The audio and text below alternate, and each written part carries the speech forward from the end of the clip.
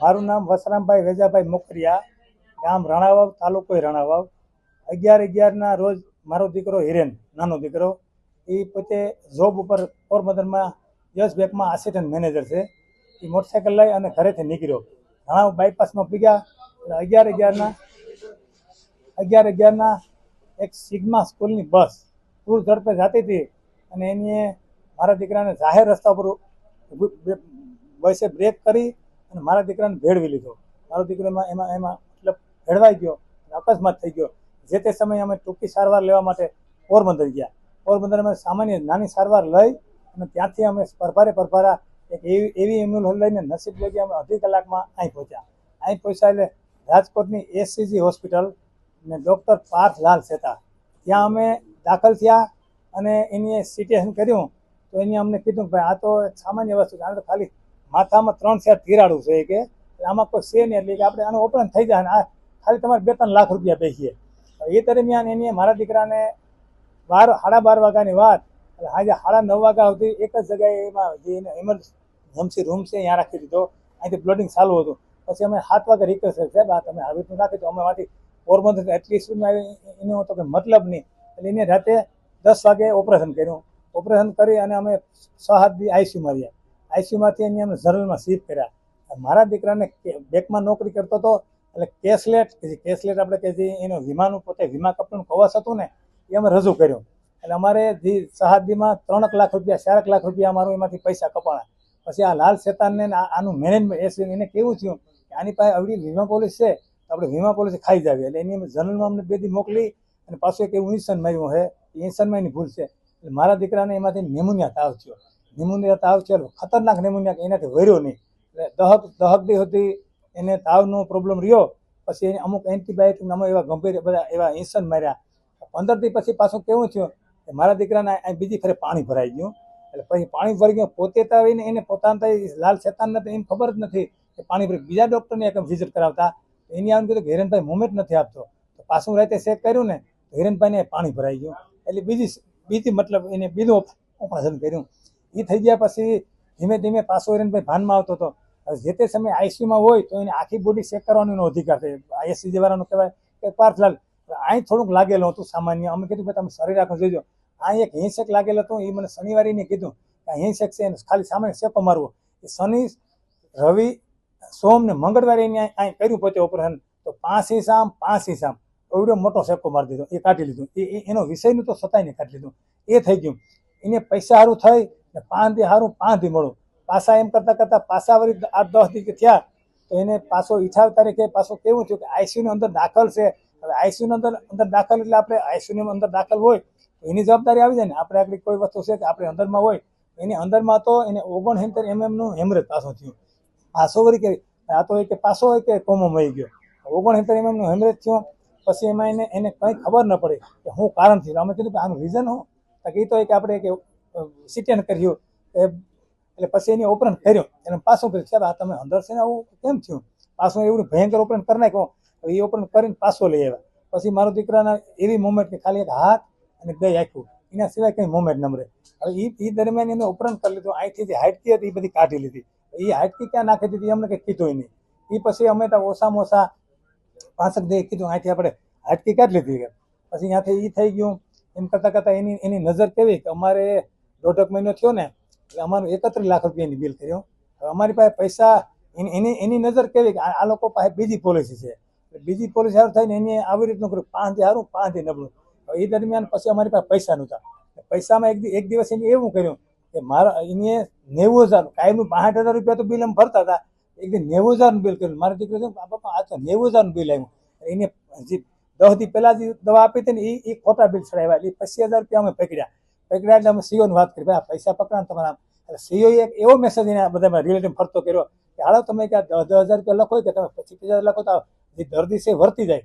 એ થયું. પછી એને કેવું થયું, એને એવું કીધું ભાઈ આ લોકો 10 લાખ પાછળ છે.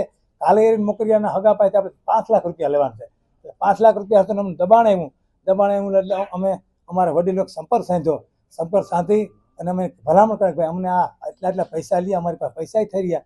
પછી એ એવું નક્કી કરી ગયા કે ભાઈ આને હવે તમે પૈસા ન લેતા, તમારી કોઈ કોકિલાબેન આંબાણી હોસ્પિટલ નથી, આના પૈસાને થોડુંક ધીરું કરો કે એ દરમિયાન એમ કરતાં પાછું આગળ હાલ્યો તો પાછું થોડાક દી પહેલાં કે 8 દી પહેલાં હવે અમે એક ઠેકાણે ગયા, ત્યાં ગયા એટલે ભાઈ આને આપણે તપાસમાં બીજા ડૉક્ટરને બોલાવો. તો અમે કીધું બોલાવવાનું બીજા ડૉક્ટર છે, એને બીક લાગે બીજા ડૉક્ટર આવે આપણે તો પાણી ભરાવા દે. તો અમારી મજૂરી વગરનો એને મારા દીકરાની પુત્રવધુ હતું એની સહી લઈ એની પાછી સર્જરી કરી નાખી. આજે ચોથી સર્જરી કરી નાખી ને ત્યાંથી અમારો દીકરો ભાઈ ભગવાને મારા દીકરાને હમું ન થવા દીધું. અને આ એસસીજી હોસ્પિટલ એટલે ખરેખર હું તો સરકારને કહું હાથ જોડીને કે ભાઈ મેં તો મારો 6 વર્ષનો દીકરો ગુમાવ્યો, મેં એને કેમ ભણાવ્યો, કેમ નોકરીમાં લગાડ્યો. તો અમે આ કઈ મીડિયાનો સહારો અને અમે એની એફઆઈઆર દાખલ કરી કે હવે મારો દીકરો તો મેં ગુમાવ્યો, આ જગ્યાએ કોઈ બીજાનો દીકરો બીજાના દીકરાનો ભોગ ન બને.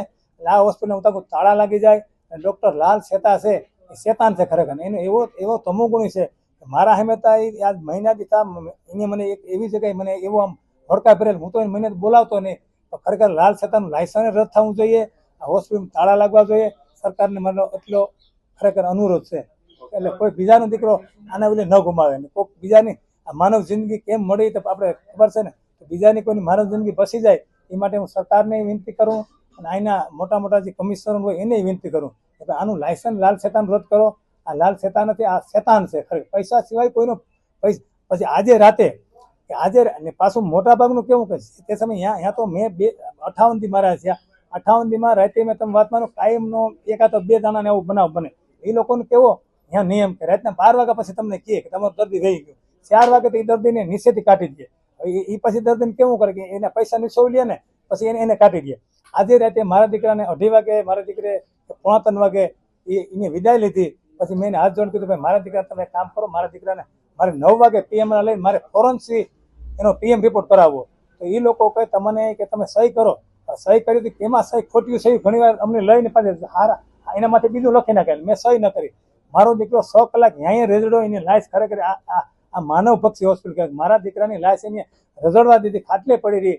પછી એને સવારે અમે 8 વાગે લઈ સરકારીમાં આવ્યા. હું તો ભગવાન એટલી પ્રાર્થના કરા અને તમને બધાને ભાઈ તમે મારું ઇન્ટરવ્યુ લીધું ખૂબ ખૂબ આભાર. અને સરકારને કહું કે આવી હોસ્પિટલ તાળા લાગી જાય, કોકને માનવ જિંદગી બસી જાય. કોકના કેમ અત્યાર સુધીમાં તમારી પાસે કેટલું બિલ વસૂલ્યું અને તમે કોને ભલામણ કર્યા પછી આ ડોક્ટર સીધા મારા પાસેથી એ લોકોએ 20 લાખ રૂપિયા લઈ લીધા બરોબર. પછી અમારી પાસે પૈસા નહોતા, પૈસા ન હોય એટલે કોઈ સહારો તો લેવો પડે ને. પછી રામભાઈ મોકરિયા છે મારા નજીકના હગા થાય, મેં રામભાઈ અમે રૂબરૂ ગયા ભાઈ અમારી પાસે પૈસા નથી, આ લોકો મારા પાસે 5 લાખ રૂપિયા માગે.